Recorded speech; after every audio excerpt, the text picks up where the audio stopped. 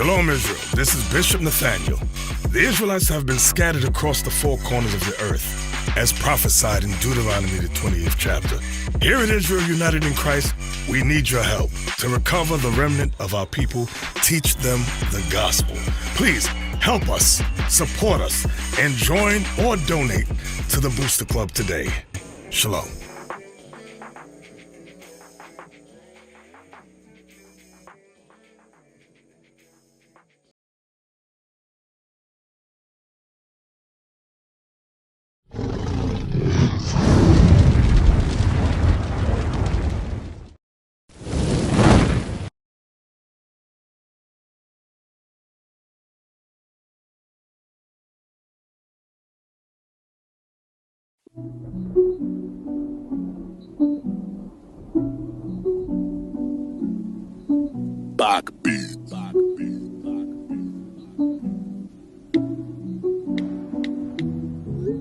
Hey, we the only team don't play games. Championship rings need champagne. Babylon can't stop this campaign. Rampage, cause I know why the heathen rage. Cause the guys be bringing it out. This kingdom we bringing it down. Lost sheep we done been found. Wait until we get a crown. Crown talk, yeah, this that crown talk. Nehemiah don't want be like Nino Brown now. Cause this that king talk. Real life king talk. Like Solomon, I see things clearly like a greenhouse. The wordplay can't get colorful. The scriptures cutting you the butter too. Not to mention we a living legend. Don't know what to do when a myth is standing right in front of you. You better watch and just take notes. The father sent a flood, then a rainbow. But his son coming back with fire. So it ain't gonna be no more scapegoats. Let me tell you what the prophecy, unparalleled with the prophecies. Stopping fritz, bodies in the street. My people property in this monopoly. Call it America, where the dreams come true. When nightmares and the demons come too. The sodomite agenda. I don't give a damn if you offended. Cause this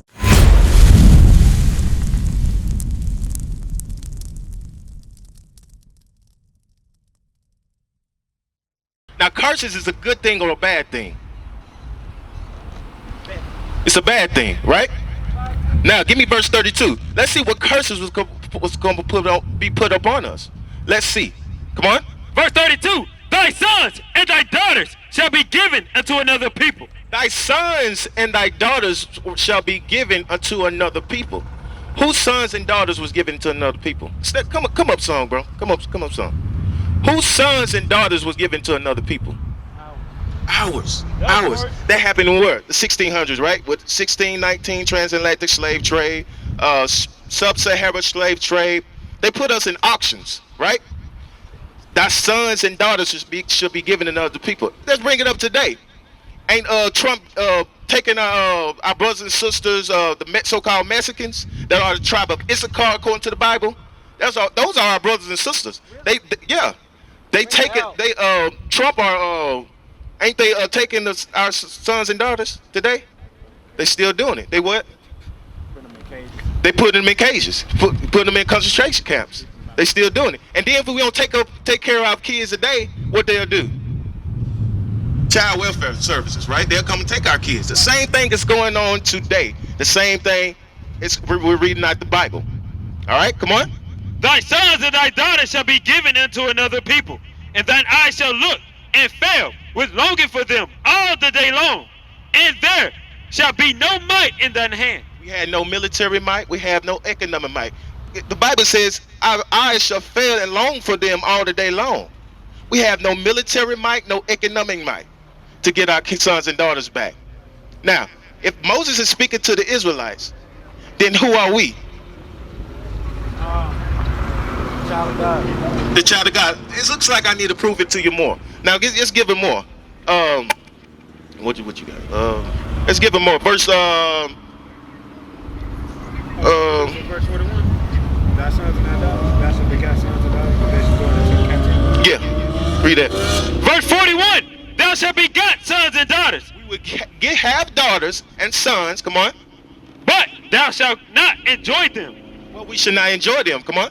For they shall go into captivity. But they shall go into slavery, just like we are in slavery still to today. Come on. That's how. Read on. All thy trees and fruit of thy land shall the locust consume. Verse 33. Verse 33. See. The fruit of thy land and all the labors shall a nation which thou knowest not eat up. Now, just like I told you, we from the tribe of Judah, right? In 70 AD, Jerusalem was compassed with Roman armies.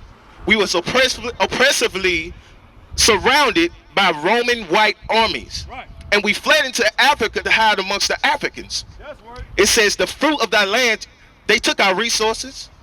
They took everything we had. They took our sons and daughters. They slaughtered us. That's called what? Colonialism. That's right. That's called colonialism.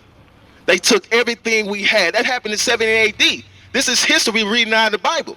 Read it again. Verse 33. The fruit of thy land and all the labors shall a nation which Another race of people. thou knowest not eat up. And thou shalt be only oppressed and crushed always. And thou shalt be only oppressed, meaning be in slavery and crushed always. Now, let's get a good picture. God's going to give us a clue right here. But let's get a good picture of who really these people are, all right? Give me one more scripture. Give you the eagle fly, swift eagle fly. What's that? Verse 50. Come on. Verse 50. 49. The Lord shall bring a nation against thee from afar, from the end of the earth, as swift as the eagle flieth. Now, what's the America's bird? The eagle. The eagle. What's Rome? What's Rome's symbol? The eagle. What Christopher Columbus came over here with when he slaughtered the brothers and sisters, the Native American Indians, which are the tribe of Gad, according to the Bible. What did he come over with? What symbol he came over here with? The eagle. All right. It's the same people. The same people. What people? The white people. That's right. Read. You see that? It says swift if it's eagle fly. Come on. A nation whose tongue thou shalt not understand. The Lord shall bring a nation against thee from afar, from the end of the earth. Real quick. What's going on, David? How you doing, man? My name's Zariah. Real quick before you leave, because I see you trying to dip out on me. Watch this though. Question: do you understand what the brother was trying to show you? I'm here. You hearing it, but is you getting it? You're not really getting it, right? What he's trying to show you that according to the Bible, according to the God of heaven and earth, you are an Israelite. You are God's chosen people. You understand that? Give me Deuteronomy 28 and 46, and I'm gonna show you how we know based on the Bible. Our churches have not been teaching us this because for a long time we thought we was African Americans, Negroes, color, black, what have you, Mexican, Native American, mixed, all these different things. But what does the Bible say? Read that. Verse 46. And they shall be upon thee for a sign. For what? For a sign. Now, when it says they, it says the curses of the Bible, the curses that God said would be upon his chosen people. Understand that this Bible is only written for one set of people. That's all right. right. And what we're showing you is that you come from that set of people. Okay? So read that again. And they shall be upon thee for a sign. It said they shall be upon thee. The curses shall be upon thee for a sign. What does a sign do, Brother David? So simple. It shows signals. It shows you where you are. It shows you what something is, right? Like that Dollar General. If I wasn't from here and I ain't know, if I was trying to find a Dollar General, I'd probably look for the nearest Dollar General sign, right? That's how I know I'm trying to, the Dollar General is. So in the same way, these curses show me who God's chosen people are. Because the book don't got African American in it. It don't have Caucasian in it. It don't have Malaysian in it. It don't have East Indian in it. So who are these people? God created 18 nations. And of those 18, he chose one, the Israelites, okay? So the curses will show us who the Israelites are in the last days. I'm going to show you something. Deuteronomy 28 and verse 37. Watch this. And I'm going to tell you, and we're going to try to connect the dots, so to speak. We're going to look at what God is saying to the people in the Bible, and then we're going to kind of measure that up or match that to who that's actually going on with today. You understand? Can I come back? 5 minutes. You can come back, but I just don't want you to leave and not come back. We might be gone when you get back. So I don't want you to leave and miss out on this, because it's the greatest understanding in the world. Everybody don't know this, Brother David. You could be the one to learn this and come out here and teach your people and get your people out of the captivity that we in. Because our people still in slavery. Regardless of whether we got chains on our necks or not, we still in slavery. Long as you paying bills, you still a slave. Long as you got to work 9 to 5, you still a slave. Long as you got to pay somebody else for the things that you need, you still a slave. You understand that? Watch this. Verse 37. And thou shalt become an astonishment and a proverb. So one of the curses that God said will fall upon his people is that they will become an astonishment and a proverb. Now, astonishment, when you astonish, you see something, you know what I mean? You like, wow, right? Well, when you look out on the face of the earth and you see the things that people do, and I'm not even speaking about positive things, negative things. Who are you most astonished at for the negativity that they are involved in or that they do? Because remember, these are curses. These are not good things. So God says you would be astonished at these people. Who the most astonishing people on the earth when it comes to negativity? Society. Now, let's be more specific. Because society itself as a whole is trash. I understand that. But when you look at the so-called blacks, Hispanics, and Native Americans, it's astonishing that at one point when these people were the greatest people that ever walked the face of the earth, now they the ones in the ghettos. Now they the ones in the slums. Now they the ones that's calling themselves real niggas, bad bees, real housewives of Hollywood, all those different things, right? Guess what? God said that would happen to the Israelites. All those different things, right? That's an astonishment. You was the king on the earth, now you a slave. Read on, what's that next word to say after astonishment? A proverb. A proverb, Brother David. That's a wise saying. What's some wise sayings that they say about black people? And when I say wise saying, things like stereotypes. Who's the most stereotyped people on the face of the earth? So-called black folk. What's some stuff they say about us? Niggas only like chicken and watermelon. Niggas lazy. Niggas don't like to read. All those different things. Niggas don't take care of their kids. We the most stereotype people on the face of the earth. If you want to hide something from a black man, this is another one. Where you put it at? In a book. Guess what? Your whole history has been hidden from you. Your whole lineage has been hidden from you in a book that's probably sitting on your grandma's table and somebody else in that same church right there. That we, in all these churches that we go to, that we frequent every Sunday, and we've never been told what it's actually about. You understand that? Keep going. And a byword. And a byword. Byword means when somebody call you outside of your God-given name. Your God-given name is an Israelite from the tribe of Judah. But now they call you an African-American. They once called you Afro-American. A few years before that, they called you a Negro. A few years before that, they called you a color. A few years before that, they called you a porch monkey or a spook. All those different things. You see what I'm saying? God said, read it again. And thou shalt become an astonishment, a proverb, and a byword. And a byword. No longer were you going to be called the children of Israel, God's chosen people. You are going to be called nothing. Society says that we were 3/5 of a person. The so-called black man is 3/5 of a man. What is that? That ain't even a whole human. But that's what we're trying to show you. God is saying that because these things are placed upon us, these names and these derogatory terms, that's one of the things that shows you that we not that. We the Israelites, we God chosen people. You understand that? Deuteronomy 28 and give me another one. Deuteronomy 28 verse 28. 28 and 28. Let's read. Verse 28. The Lord shall smite thee with madness. Bet. Before you leave, I got one quick question.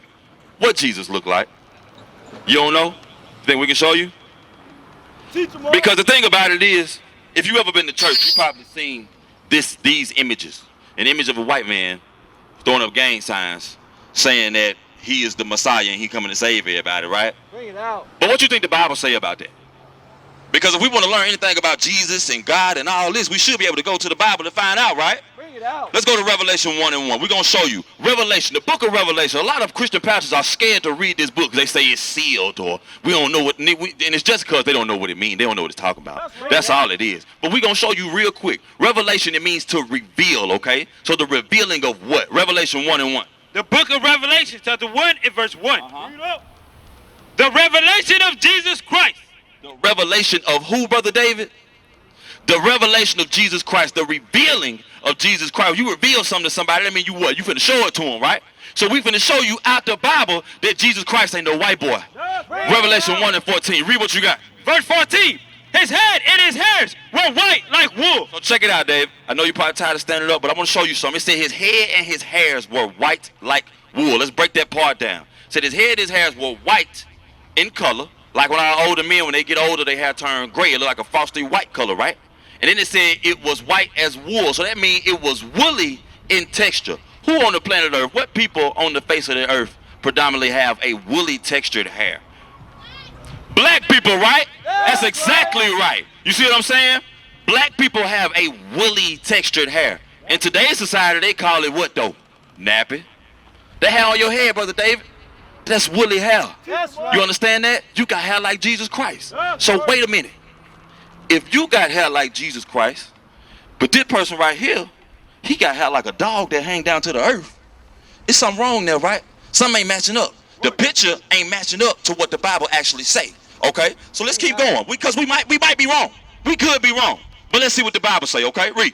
His head and his hairs were white like wool, as white as snow. They were white as snow. And his eyes was a flame of fire. It says his eyes was a flame of fire, Brother David. Jesus Christ drunk wine in moderation. They talked about Jesus bad. They call him a wine bibber and gluttonous because he drunk wine in moderation.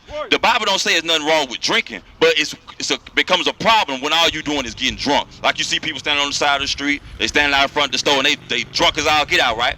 Ain't nothing wrong with that. But watch this. I want to show you real quick. Come back. Hold on, Brother Dave, real quick. I want to show you something because we gotta examine. All right, watch this. Look at the pictures now. It said his eyes is red with wine, right? His eyes will be red as a flame of fire. Which one got the red eye, Brother Dave? This one right here. You ain't never seen this one with no red eyes. Last thing, last part, last strike, and I'm gonna let you go. Read it. And his feet like unto fine brass. Feet like unto fine brass. Brass is what color, Brother Dave? It's brown, like a penny, right? Watch this. Watch how descriptive it get. As if they burned in a furnace. So now Jesus' feet was brown, and not only were they brown, it looked like they burned in a furnace. If you burn anything, what color it turn?